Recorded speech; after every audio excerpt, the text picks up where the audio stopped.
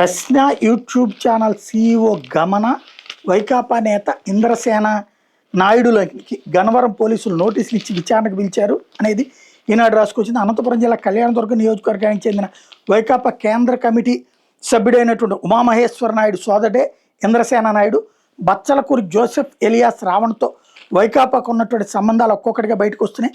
శనివారం బెంగళూరు వెళ్ళిన పోలీసులు ఆదివారం విచారణకు రమ్మని గమన ఇంద్రసేనలకి నోటీసులు ఇచ్చారు. వీళ్ళిద్దరూ ఆదివారం సాయంత్రం విచారణకు వచ్చారు.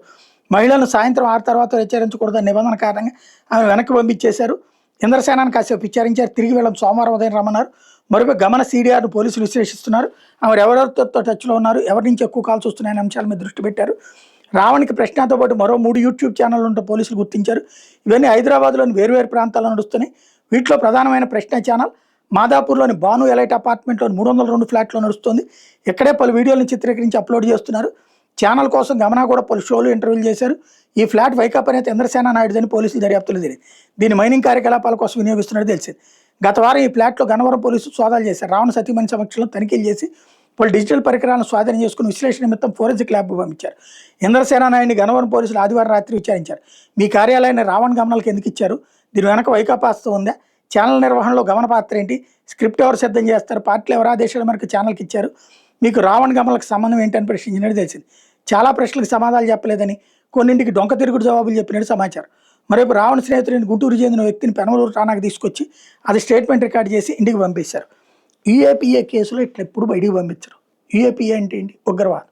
ఇప్పుడు అతని దగ్గర దొరికింది రావణ్ మంచోడు కాదు, కరెక్ట్ అయినటువంటి వాడు కాదు, హిందుత్వ వ్యతిరేకి. ఇది పక్క. నేనే ఫస్ట్ మాట్లాడింది, ఇప్పటికి కూడా మాట్లాడుతున్నా. యూఏపీఏ యాక్ట్ అంటే అతనికి నక్సలైట్లతో తీవ్రవాదులతో సంబంధాలు. అది లేదని నేను మొన్ననే మా 2.0లో కూడా చెప్పా.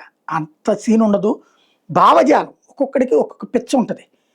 ఇతను హిందుత్వ ద్వేషి కాబట్టి ఆ హిందుత్వ ద్వేషంతో ఉగ్రవాదులకు కూడా మానవ హక్కులు కల్పించేస్తాడు. ఇతను నక్సలైట్లో కూడా మానవ హక్కులు కల్పించేస్తాడు.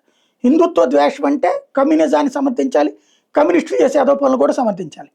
ఆ కోణంలోంచి ఉన్నటువంటి దారి తప్పిన యువకుడు అన్నది నేను ఇంతకుముందే ప్రస్తావించాను. ఇంకోటి ఈ విషయంలో ఇప్పుడు తాజాగా బయటపడుతున్న ఈ ఇంద్రసేన నాయుడు ఈ అమ్మాయి ఇద్దరు కమ్మ సామాజిక వర్గమే. అసలు విషయం ఏంటంటే ఈ ఇంద్రసేన నాయుడు వీళ్ళు చెప్తున్నటువంటి దాంట్లో ఉన్న కీలకమైనటువంటిది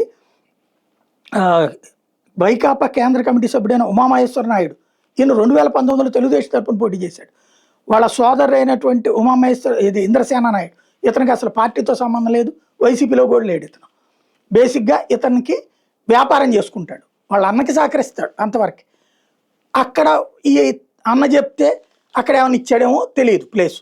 ఇంకోటి ఇక్కడ ఈ ఛానల్ ప్రధాన లక్ష్యం పవన్ కళ్యాణ్ బీజేపీని దూషించడం. గుర్తుపెట్టుకోవాల్సింది అది. పవన్ కళ్యాణ్ ఫ్యాన్స్ పెడితేనే కేసు ఇక్కడ నడిచినాయి. ఇది ప్రభుత్వం పెట్టింది కాదు. దాన్ని బట్టి సంథింగ్ ఏం జరుగుతుందన్నది అర్థం చేసుకోవచ్చు. నేను గత 2-3 రోజుల క్రితమే చెప్పే విషయం.